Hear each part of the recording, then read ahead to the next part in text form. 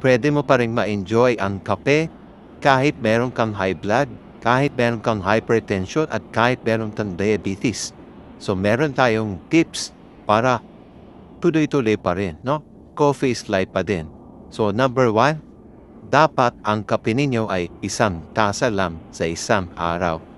Pinakamadami na ang 2 cup ng coffee sa isang araw.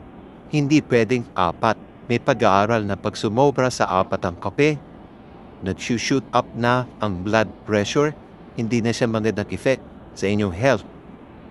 Pangalawa, you can enjoy coffee pero black coffee.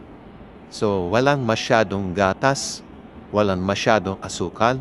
So, black coffee, enough to taste na may sugar. Pero may mga ayaw nila mapait kasi, di ba? Mapait naman talaga ang kape. So, gusto nila may pagka-milky. So, you can add non-fat milk or skim milk sa inyong kape para medyo mas masarap ang lasa.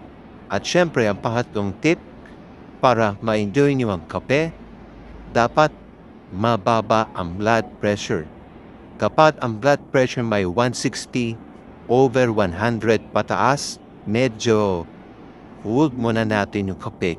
Palipasin muna natin, ibaba muna natin ang BP natin at least 140, and then pwede na mag-enjoy ng 1 tasang kape.